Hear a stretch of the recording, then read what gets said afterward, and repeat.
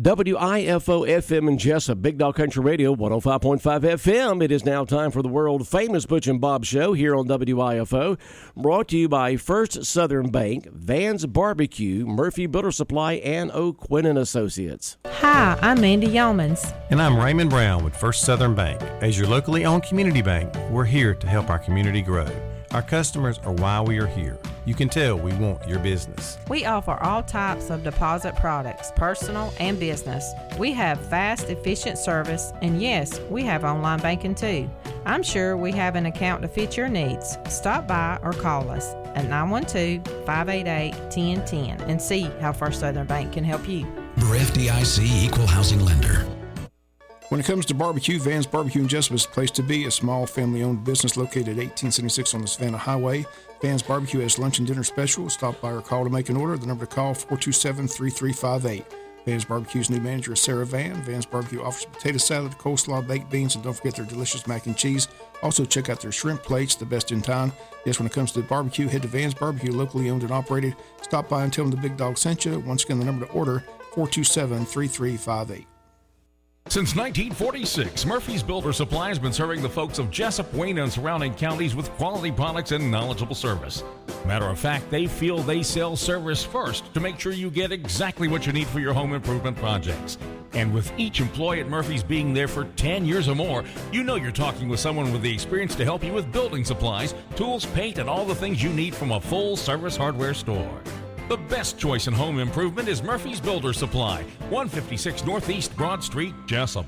Are you looking for an insurance company that you can call and talk to a live person? Are you looking for an insurance company where you can walk in and talk to an agent?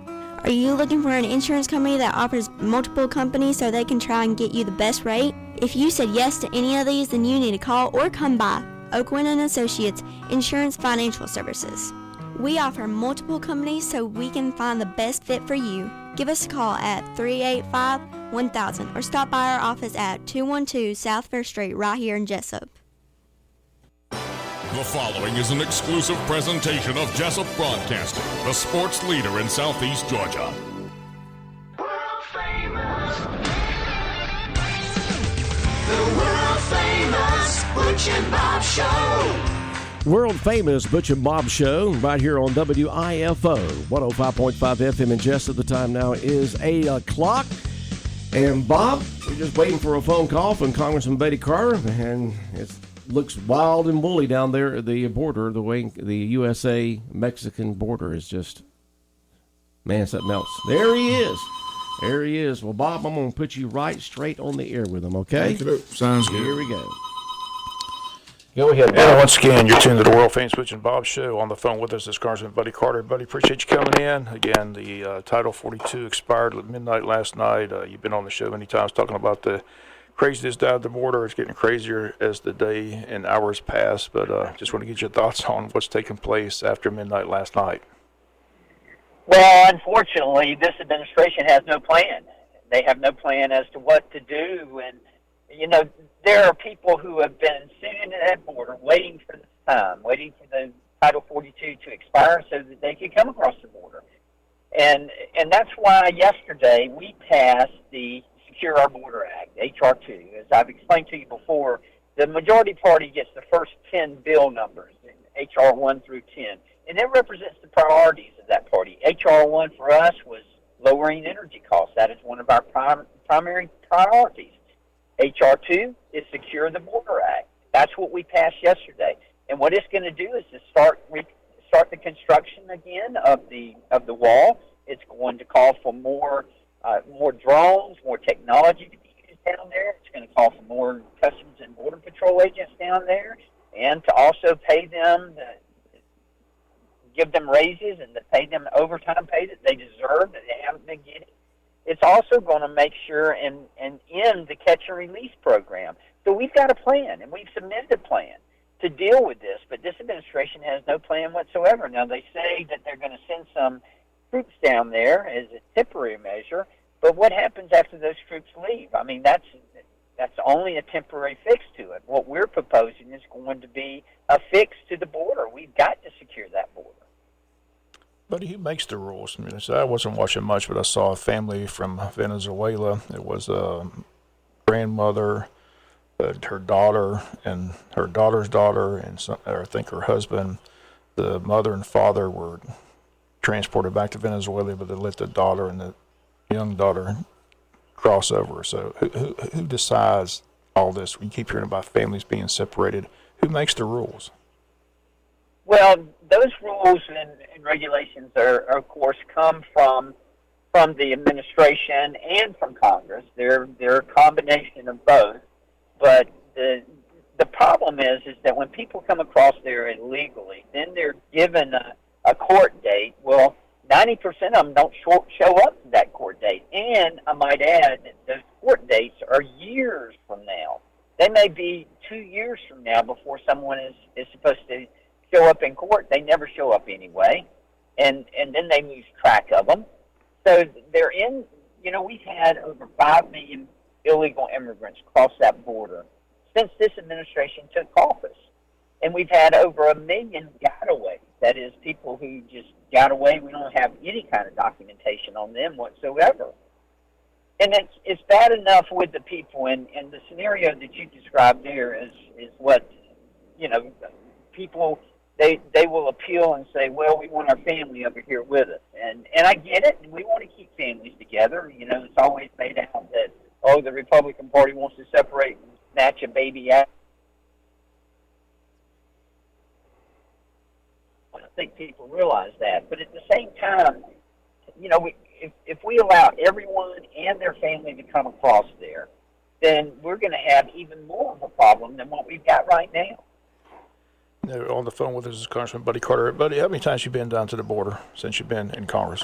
Several? I've been in Congress for 8 years, and I've been to the border 6 times. 6 times. And the reason I asked you that question, my point is has President Joe Biden been there once? He's been there once, and unfortunately, when he went, he didn't go to the right place. He went to El Paso, which is about 800 miles from the epicenter of the problem. The epicenter of the problem is the further south. Of course, people are going to go to the nearest point of entry, and the nearest point of entry is in McAllen, near Texas, and that's where most of the people are coming in. Although they are now going into other areas because they've really done a better job of tightening it up down around the Rio Grande Valley sector, and that is McAllen. With thousands and thousands of people coming across the border every single day, they have to get into Mexico somehow. And what's the Mexican stance on all this? Do they just allow them to come in and say, all right, y'all can line up along the border, but you just got to leave our country? You can't stay? What's the situation there?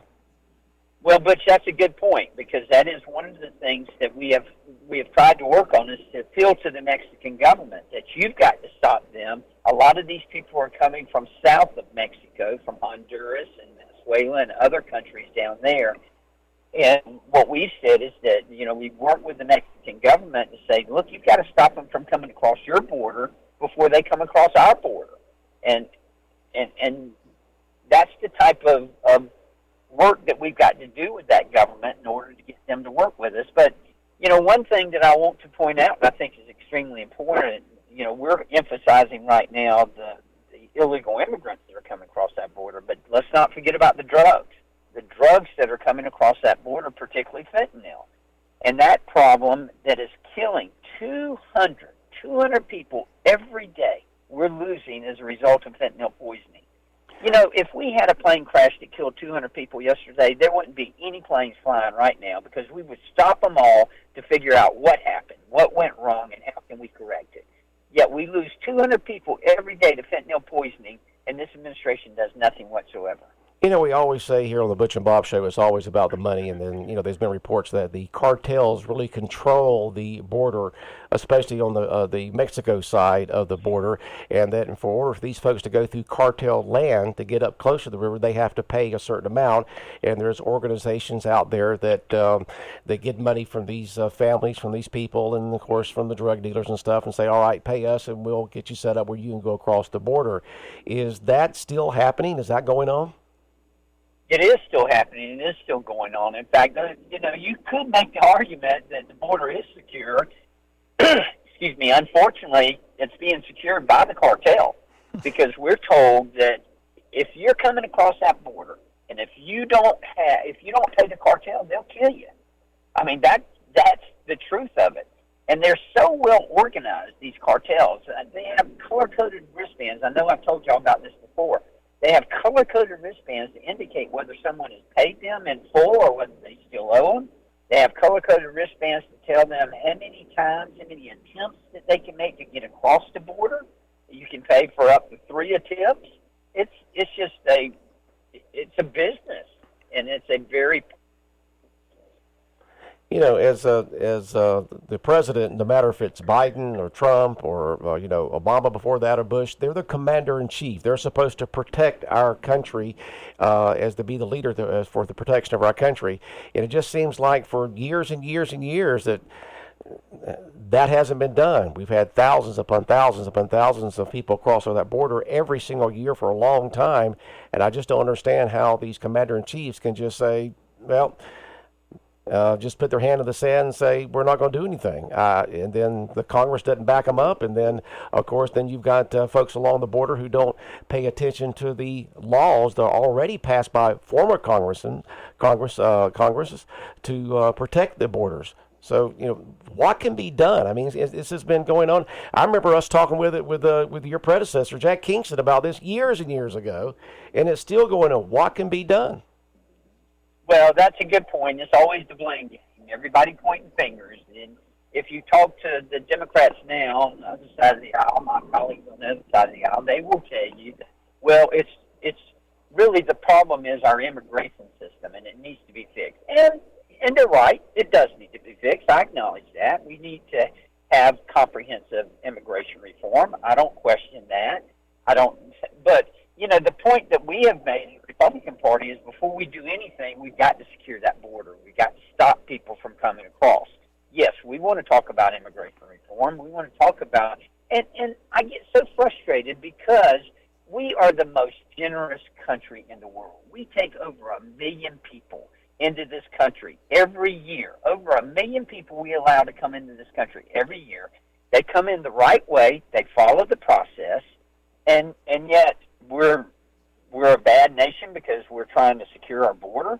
That's ridiculous. That's not true whatsoever. But the key is immigration reform. And yes, we all acknowledge that that's something that we've got to work on and we've got to fix. But before we do that, we need to secure that border. And for us average Americans out here, what it means to us, if you hear about all these stories about these immigrants that come across the border and they get put up at hotels and they get free education, free medical stuff. You can't hardly blame them for wanting to go across because they get all this free stuff, and us as taxpayers of America have to pay for it. You're absolutely right, but what amazes me, Butch, is the fact that what they're trying to escape is socialism. That's what they're trying to get away from in Central America. That's why they're coming across that border. Yet that's what the Democratic Party wants to turn this country into, is a socialist country. Don't you understand? That's what they're trying to get away from, and yet that's what you want to give them? It makes no sense whatsoever. Buddy, Title 42 expired last night. I heard that it reversed back to what's the distinction between the two titles and the programs? Between Title 42 and... I heard it goes back to Title 8. Is that what we're using now, or, Well, I hope I'm correct on this, and I think I am. Title 42, of course, was put in place as a result of the pandemic. And now that the pandemic has officially ended, then Title 42 is going to end. And Title 42 essentially said that you can't come across this border unless you have been tested for the virus or whatever. Well, obviously, none of these people have been tested. So Title 42 is really implemented and really enforced by the CDC. They're the ones who enforce Title 42. Now, Title 8 is just a general regulation that applies at all times and not just during the pandemic. But does Congress have to step in and come up with new guidelines, a new title? What's the next step? Like Butch said, what is the solution to this? Is there any solution at all? There is a solution, and we feel like what we passed yesterday in the House, the Secure the Borders Act, is part of the solution. We acknowledge that Title 42 was never meant to be permanent, and it's not the permanent solution. We understand that.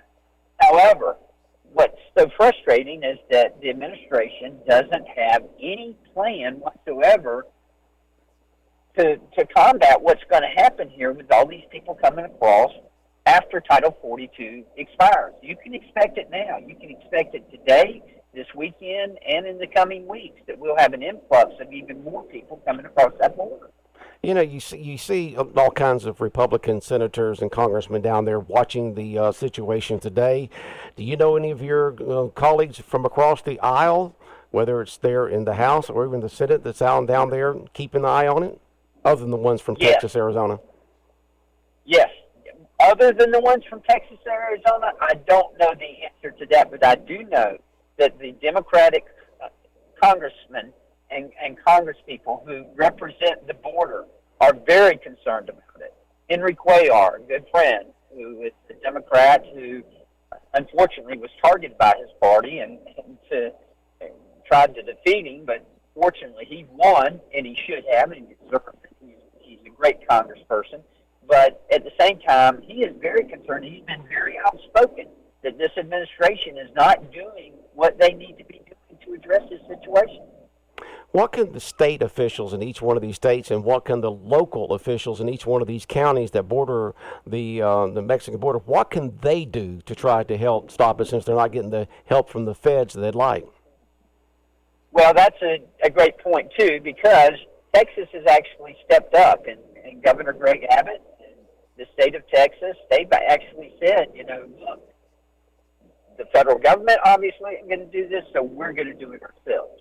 And Texas has put in some regulations and actually increased the amount of work that they're doing at the border, the amount that needs to be done, and they're doing it in Arizona as well. Debbie Lesko, who I served with, she represents Arizona, and member of our party. In Arizona, we've had a number of the local officials, the sheriffs, who have come up there who've said, we've had to do this because the federal government's not going to do it. Well, what we need there is a river as wide as the Altamaha and as deep as the Altamaha at 12 feet, rushing as fast as it does to help cut down on this, because many parts of the Rio Grande, you can just walk right across. You can. That was one thing that I was surprised to learn. I'd always thought of the Rio Grande as a giant river and a giant wing. It is not. It is a very narrow, winding river.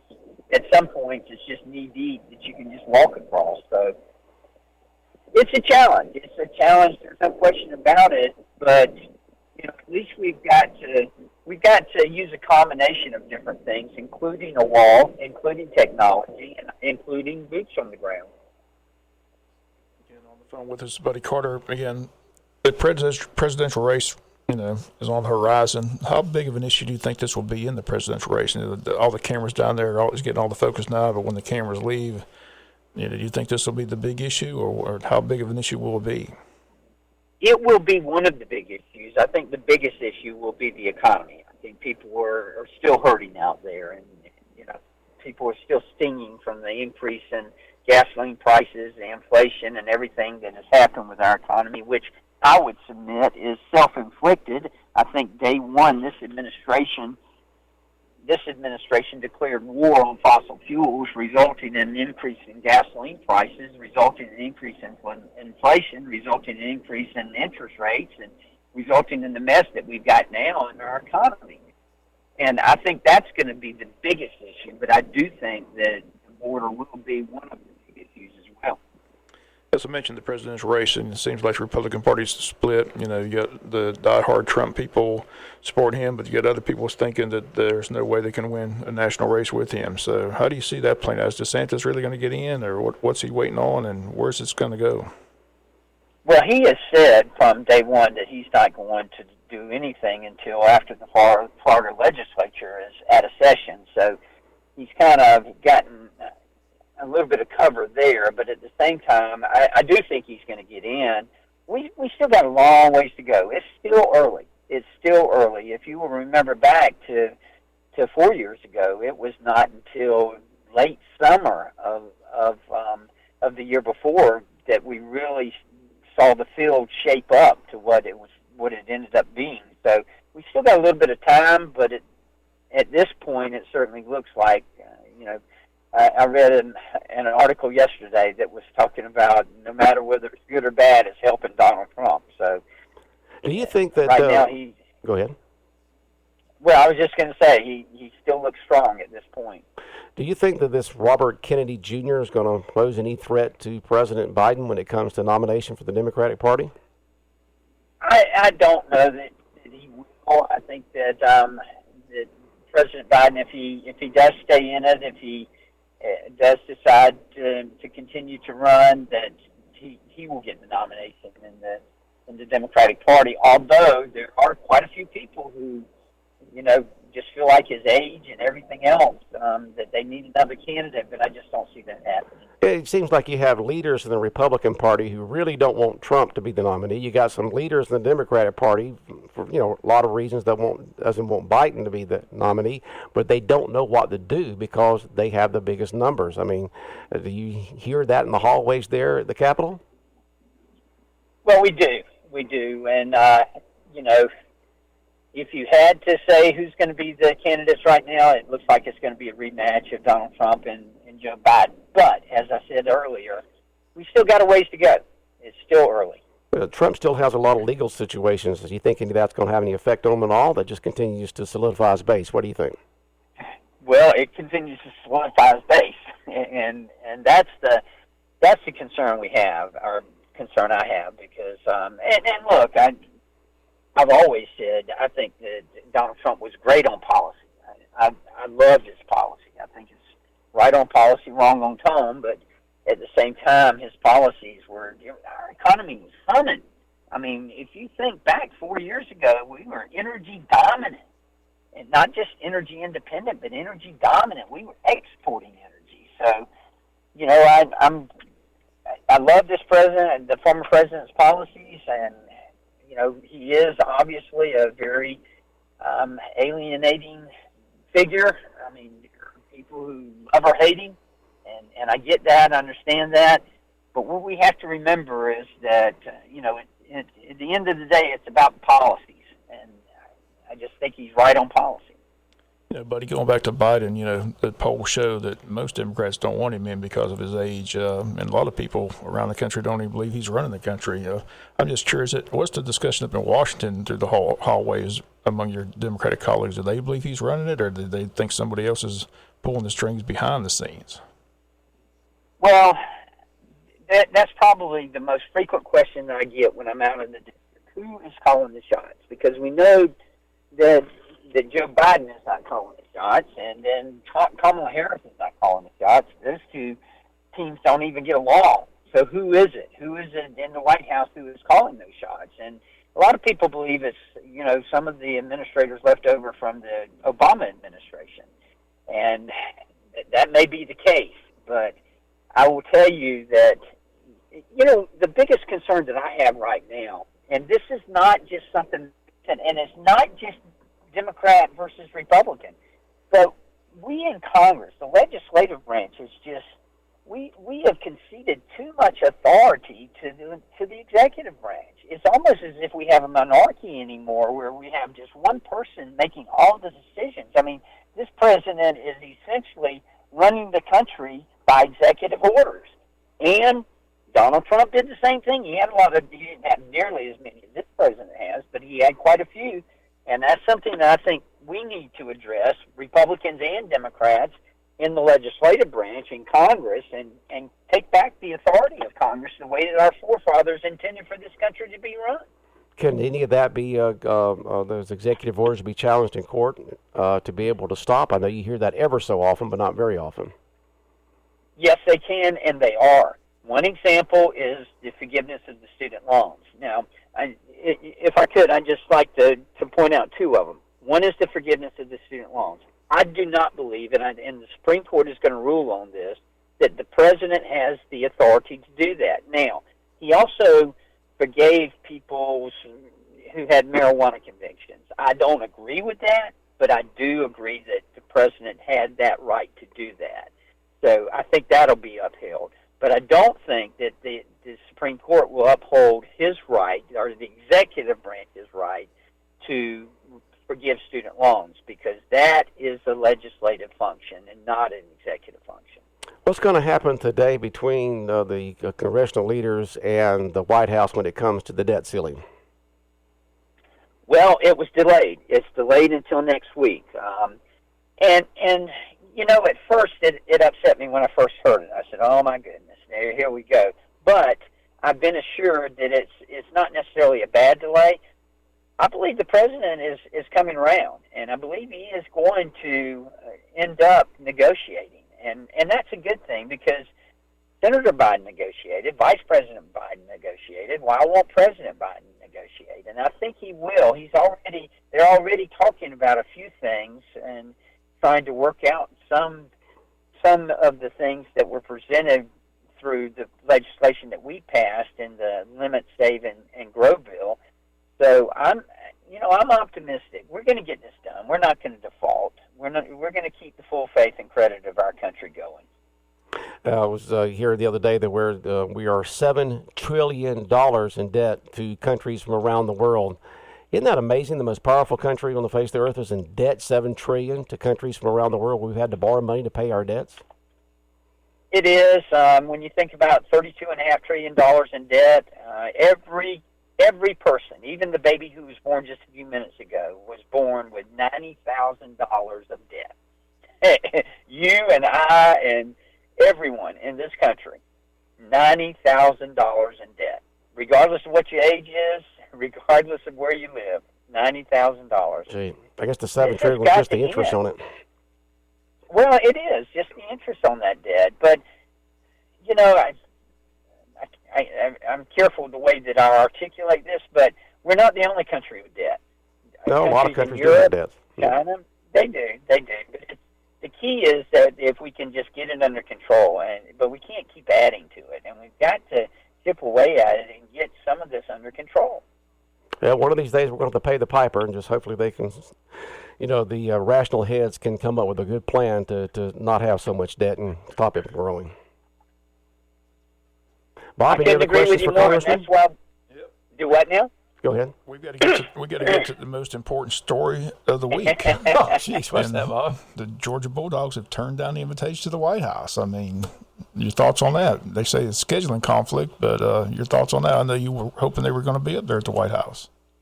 Well, we were, and our office was trying to facilitate that, to be quite honest with you. We were working with the university and with the White House to try to get it in.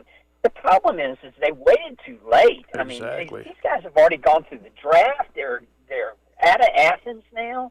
It should have been done, in January or in February. That's the time you want to do it. That's the time they have all the other teams up there. Yeah, I totally agree. I just hate they're not going to represent that. I mean, recognize the two-time defending national champions up there in the White House. Kind of disappointing. And it wasn't just for the national champions. A bunch of collegiate athletes are going to be there. It wasn't just, Georgia's going to come up and we're going to recognize them. Well, I disagree. Georgia should have had their own day. Yes, it had their own day in January or February. That would have been the best. Or February or March. Before school was out while they were all still there. Yep. Obviously, That's right. White House isn't Georgia Bulldog fans, I guess.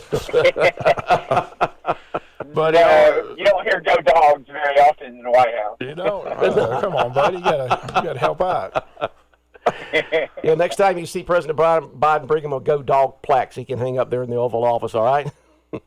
I will, and I'll explain to him what it means too. Buddy, always good to have again. Especially this is great timing because the thing expired last night at midnight. It's in the national news. We appreciate.